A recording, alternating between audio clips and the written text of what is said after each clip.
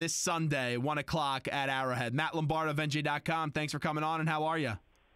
Doing great. By the way, Andy Reid 1-0 against the Eagles. He beat Chip Kelly, by the way. Thursday night game, if memory serves me right. I think like 4 years ago, right?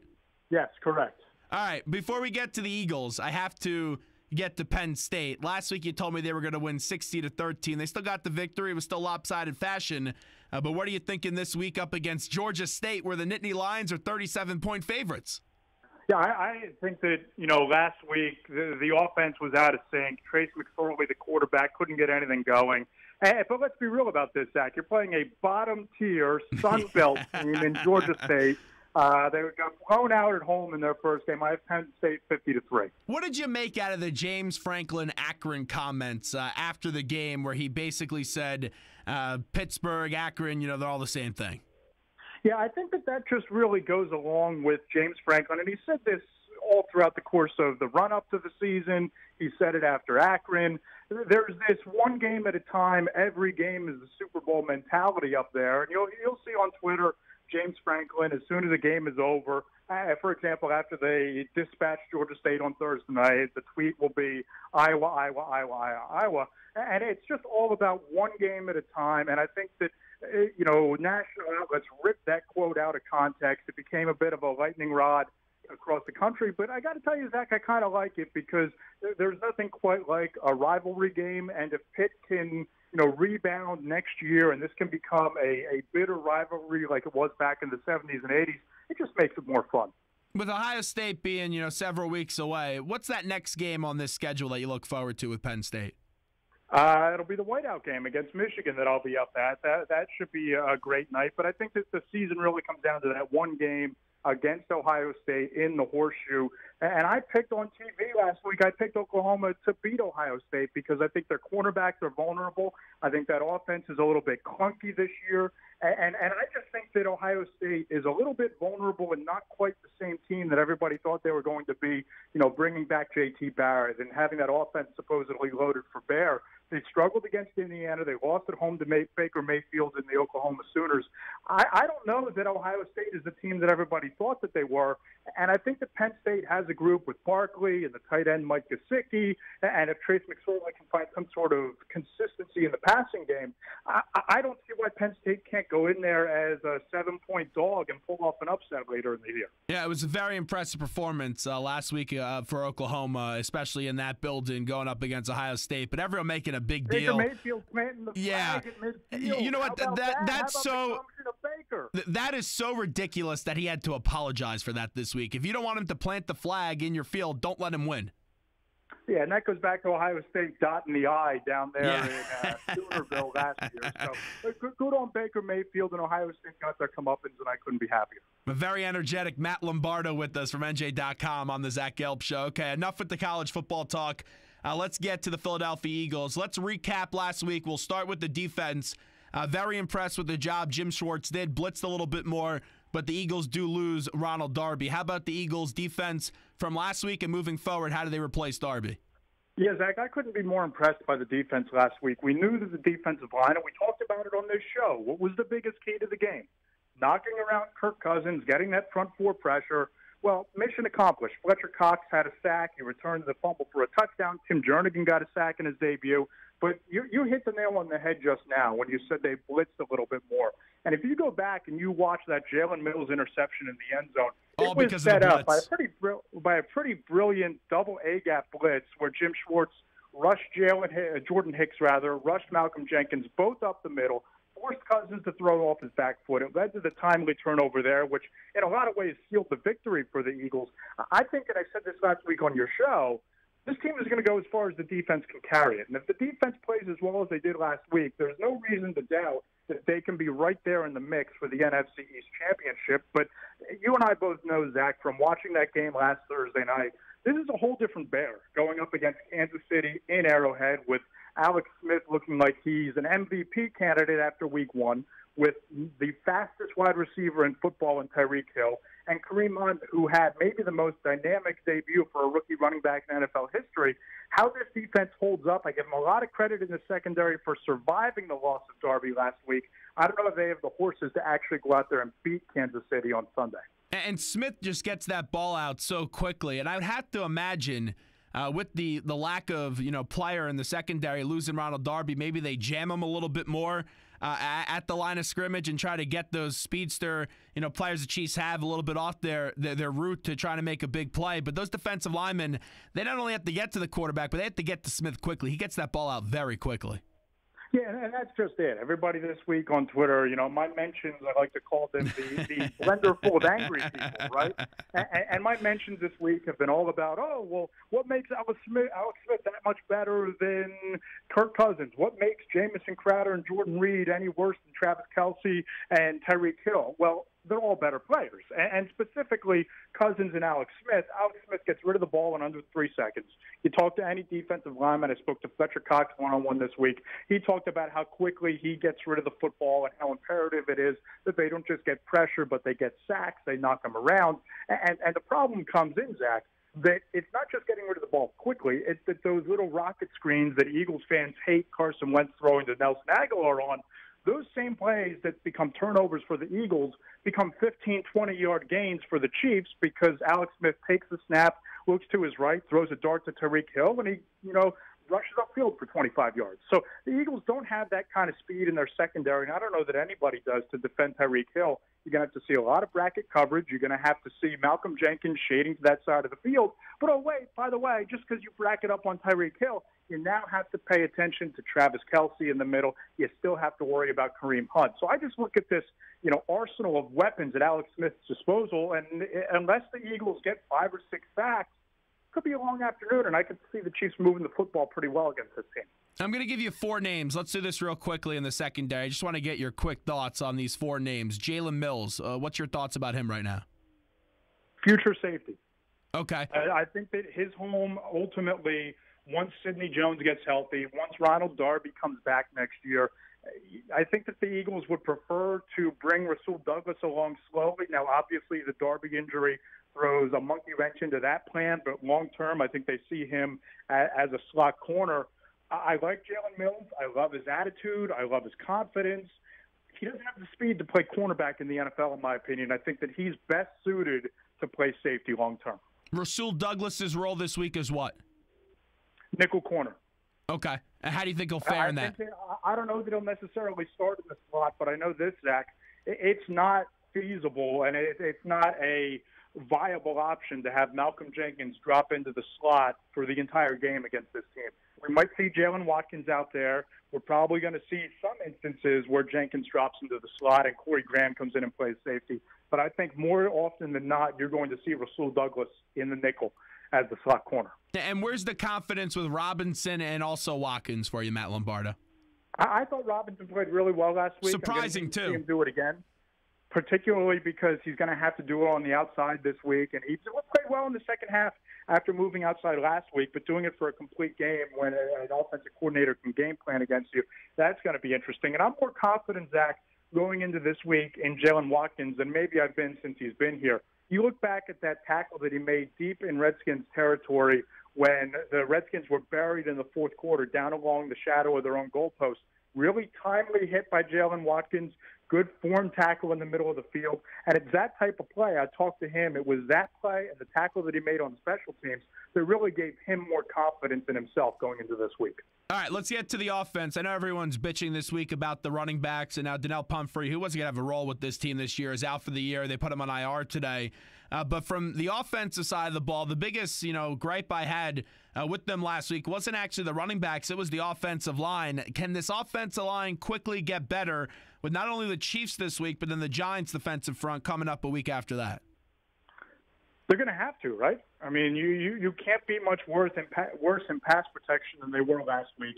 Jason Kelce got eaten alive last game in the run game, couldn't get to the second level, which you're going to have to do if you're going to run the ball effectively. And I know we're talking about the offensive line, but Brent Sellers missed a pretty key block on a LeGarrette Blount run where the running lane was about as wide as my house, and Blount got 4 yards because he got tripped up from behind because Kelce missed a block. So you're going to need to get better blocking up front. I don't know if that's going to happen this week when you have Justin Houston and Dee Ford, 2 former first-round picks. Dee Ford, by the way, somebody I absolutely loved coming out of Auburn, and I think would have been a great fit for the Eagles the year they outsmarted themselves and traded up and traded back to take Marcus Smith. Dee Ford and Justin Houston are two completely different animals when it comes to pass rushers, and Jason Peters is key this week. He's going to have a big game, and they're going to have to keep Carson Wentz upright because he can't rely on that Houdini act. This offense can't rely on that Houdini act of his, consistently making plays, scrambling out of the pocket as your only means of moving the ball downfield. His blocking is terrible with Wendell Smallwood, as we've seen, but what's the role for Wendell Smallwood this week? How many carries do you think he gets? I think he finished with what, Zach? 4 carries last week? I think you have to up that to at least 10. I think that the one area, and LeGarrette Blount talked about this at his locker today, Doug Peterson has talked in meetings all week about making the running game an emphasis going into the Kansas City game. And part of that is you're going to have to run the ball even when it's not working early. They only ran the ball 13 times in the first 3 quarters last week. So if you're going to do that, I don't think LeGarrette Blount can withstand the workload at this stage of his career of much more than the 20 carries that he had last week. You're going to need to mix in Wendell Smallwood. You're going to need to give 3 to 5 carries to Corey Clement. I know that he's going to be active because of special teams and now without Pumphrey, who was also inactive last week. But I think that you're going to see, even if it's incrementally more, of Wendell Smallwood, because even if that run game isn't working, you've got to establish some threat of the run, or at least a thought that you're going to try and run it, or else Houston and Ford and that defensive line are just going to pin their ears back after Carson. And in that noise, in that environment, lights out, baby. If you don't have balance and you're one-dimensional, it's going to be real hard to win that game. I really do believe this week, and I know it may be a little bit ironic because of how much these two coaches like to throw the football, but I believe the better offensive line and the better run game will be the team that wins this week. All right, so I'll pin that back to you. Who are you more confident in? Kareem Hunt? The Chiefs. Or Wendell Smallwood or LeGarrette Blount? The Chiefs. I haven't made my prediction yet, but I'll give it away there. I'm more confident with the Chiefs right now and their run game and their offensive line than the Eagles' offensive line and run game right now. And let's not forget here, Zach, this is a little bit of a litmus test for the Eagles when you think back to drafting. And I think that, you know me, you've read me, you've heard me, we've talked about this. I've been high on Derek Barnett, since before the draft. Sure. I thought it was the right pick at the time. And all of those things. I didn't think that you should have used a first-round pick on Dalvin Cook. I still don't think Dalvin Cook long-term is a first-round running back. But you think of the running backs the Eagles passed on. You're going to see one of them on Sunday in Kareem Hunt. We've seen across the league. Joe Mixon had a nice little game last night. Cook had a big game. The kid Montgomery that the Packers picked in the 4th round. There were mid-round running backs that you could have had in a class that both Joe Douglas and Howie Roseman said was historically deep at the position, and you came away with a 5'9" scat back / slot receiver / running back, and he's out for the year. So at the time, why did they think the Pumphrey pick was the right pick? Well, I think their thinking was, Zach, they envisioned him as that smallish, quick matchup nightmare of a slot receiver. I think that Howie Roseman and Joe Douglas, and shocking here, we started this conversation talking about Chip Kelly. I think their philosophy of the slot receiver position is vastly different than big people beating up little people and Jordan Matthews in the slot. They really envisioned Donnell Pumphrey as a Tyreek Hill type, a Ty Montgomery type, somebody that you can put out in the slot who's going to be quick, who's going to make plays in space. And that didn't happen. It didn't happen in the preseason. He couldn't make plays in the open field, really struggled with the football in his hands, really struggled to, show the shiftiness that I think the Eagles saw on tape at San Diego State. But I think they envisioned him more as a slot receiver than an actual running back. Matt Lombardo with us right now from NJ.com in his weekly conversation with us on a Big Football Friday on the Zach Gelb Show. Agholor, it was very impressive week 1. Wentz, I was very impressed with him as well. But with Agholor moving forward, do you foresee him this week putting it together back-to-back good performances? Yes, and I'll tell you why. Number one, I think that Nelson Agholor is playing with a lot of confidence. He's had a completely different mindset from all the way back in OTAs up until now, so he has his head screwed on straight. But even bigger, Zach, let's go back to last year. Let's go back to Carson Wentz, 607 passing attempts on the year, 39 of those 607. That's 6%. 6% of 607 passes were thrown for more than 20 yards last year. Only 9 of those throws were for 20 yards or more. So this wasn't an offense that aired it out a whole heck of a lot last year. And who was the leading receiver? Zach Ertz. Who was the second leading receiver? Jordan Matthews. Who led the Eagles in targets? Jordan Matthews and Zach Ertz. I don't think that's a coincidence. And last week, it was Ertz and Agholor, 16 carries between them, 8 apiece. Ertz goes 8 of 8 for 93, and Agholor caught 6 passes, including that 58-yarder down the field for a touchdown on that spectacular play by Wentz. But as long as this offense continues to funnel through the middle of the field between the hash marks, and Carson Wentz struggles with deep ball accuracy, isn't all that comfortable throwing to the sidelines, then I think Nelson Agholor has an opportunity to be a breakout performer every week. And I wouldn't be shocked to see Zach Ertz lead this team in targets by year's end. I think Ertz is going to have a career year. With Agholor, it was very good to see what you saw last year, but I got to see him do it back-to-back weeks. So I got to hold off before I rush him on Nelson Agholor. But you do bring up some great points. The other 2 wide receivers on this team, Alshon Jeffery and Torrey Smith, how do you feel about them moving forward this year? Yeah, we talked about it last week, Zach. We talked about it going into the show that this was going to take time, right? Yeah. We talked about developing that timing, developing that chemistry, and, it wasn't going to happen overnight. And we saw that. The first play of the game, I give Doug Peterson a lot of credit for stretching the field with Torrey Smith, taking the shot downfield. I looked at Alshon Jeffery. Were there a couple balls that he might have been able to catch and should have been able to catch? Sure, but at least 2 or 3 of those targets were in double coverage against Josh Norman, and those are toss-up plays. I'm not worried about either one of those guys. I'm not worried about Alshon Jeffery's production because, as Carson Wentz talked about, and I think as we saw when you rewatch the game and look at the All-22, just having Jeffery and Smith on the outside stretching the field opened up the middle of the field for Ertz, opened up the middle of the field for Agholor. And even if the numbers aren't there, you're already seeing an impact on the offense. 7 passing attempts, 20 yards or more last week. How many did we say last year? 39. So you're already seeing a significant uptick in the chances Carson Wentz is taking down the field, and that is already showing you that just the presence of these guys is changing the offense. Jake Elliott, what have you made out of him? I know he's coming over from Memphis, had a very good career at Memphis. I got to see him play Temple a few times. What have been the impressions so far in practice this week? I know we got to see what he does in a game. But what have people been saying about Jake Elliott? Yeah, I mean, he missed one yesterday, but look, nobody's going to be perfect in practice. 5th-round pick. Bengals, you invested a 5th-round pick in him. If I'm Caleb Sturgis, I don't know how great I feel about going out on an injury and the Eagles signing a younger rookie draft pick that a team invested in a kicker. So we'll see on Sunday. He supposedly has a strong leg, made a 58-yarder at Memphis, holds the school record, and we'll see what happens. And think back, Zach, last year, Caleb Sturgis' first game with the Eagles, it got off to a really inauspicious start. I think he missed 2 or 3 field goals, and the Eagles lost the game. If this game's close, if this game really is a 1 or 2 score game, you look at Jake Elliott, he might have a hand in the outcome.